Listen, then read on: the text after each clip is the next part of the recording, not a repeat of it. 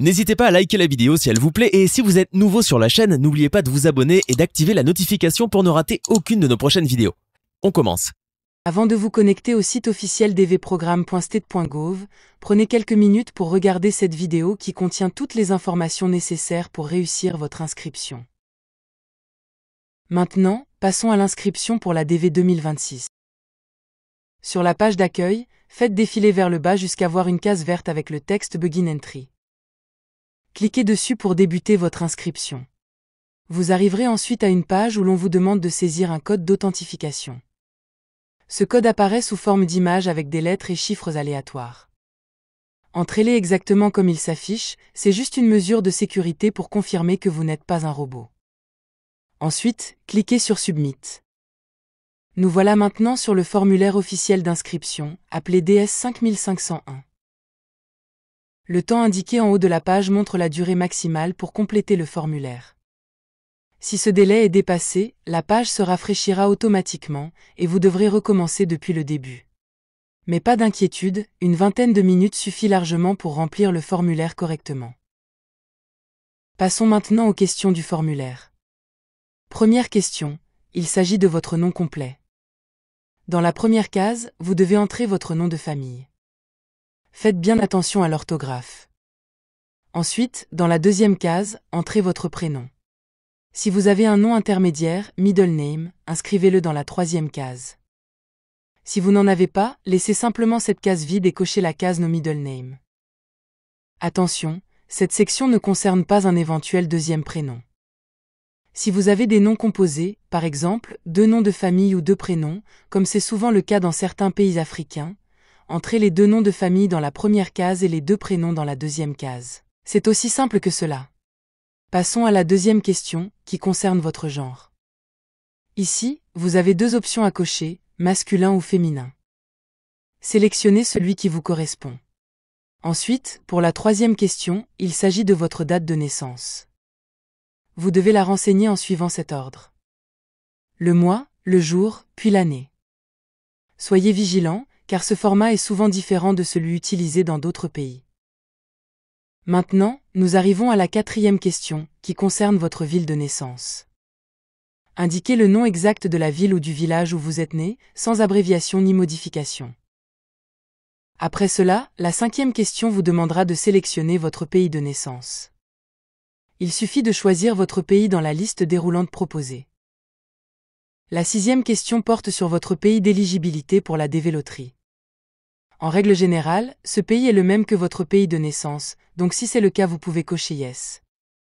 Toutefois, si votre éligibilité est liée à un autre pays, par exemple si vous êtes marié à une personne née dans un pays éligible, vous devrez le spécifier ici. Maintenant, place à la septième question, qui concerne le téléchargement de votre photo précédente, car cela pourrait entraîner une disqualification automatique. Assurez-vous donc de fournir une nouvelle photo conforme. Huitième question, ici, vous devez renseigner votre adresse postale. Voici comment procéder.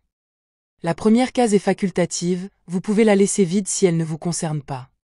Dans la deuxième case, entrez le nom de la rue ou du village où vous résidez. Ensuite, dans la troisième case, renseignez le nom de la ville où vous habitez. La quatrième case est dédiée au nom de votre province, État ou wilaya. Dans la cinquième case, inscrivez votre code postal.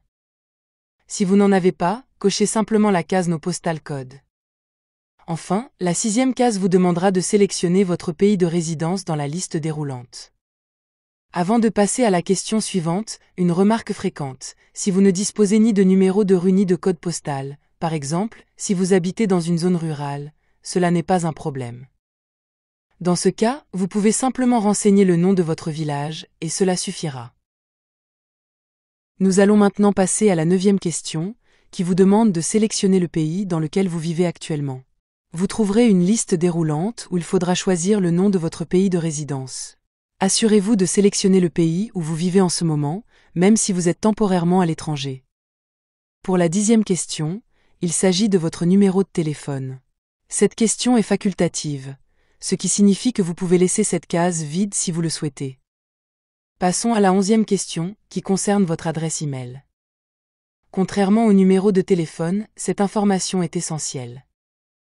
Votre adresse email vous permettra de vérifier votre statut lorsque les résultats de la loterie seront publiés en mai de l'année suivante. En cas de perte de votre numéro de confirmation, cette adresse sera indispensable pour récupérer vos informations. Le formulaire vous demandera même de confirmer votre adresse email, ce qui montre son importance. Veillez donc à bien mémoriser cette adresse ainsi que son mot de passe. Nous arrivons maintenant à la 12e question, qui porte sur votre niveau d'études le plus élevé atteint à ce jour.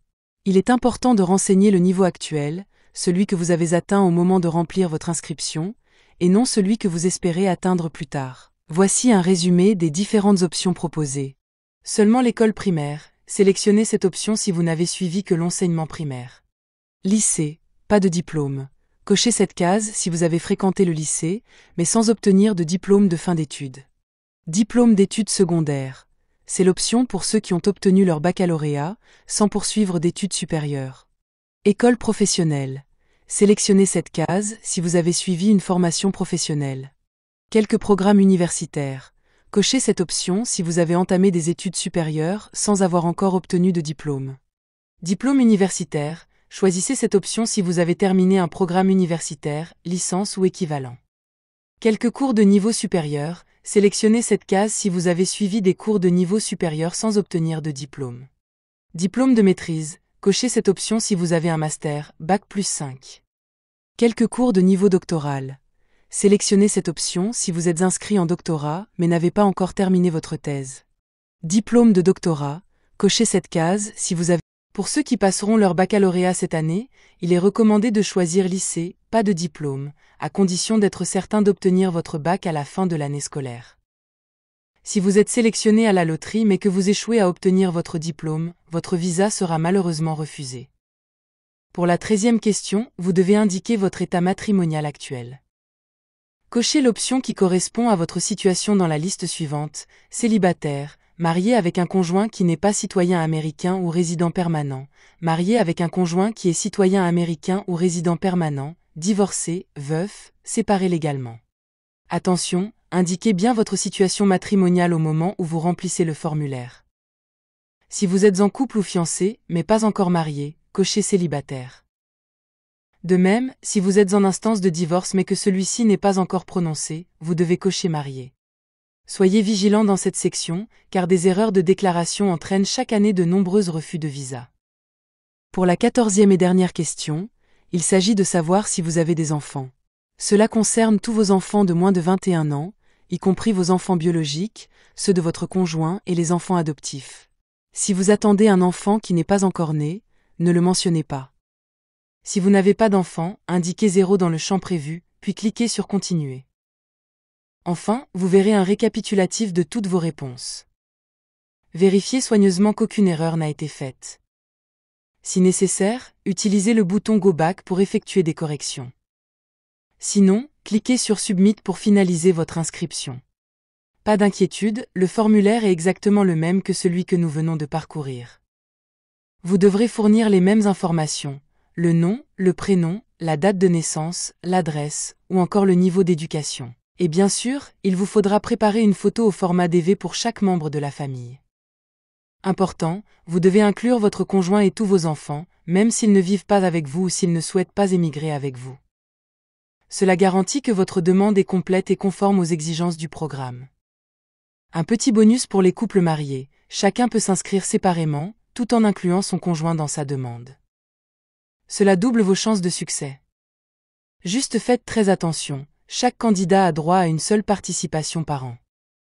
Soumettre plusieurs candidatures pour la même loterie entraînera une disqualification automatique.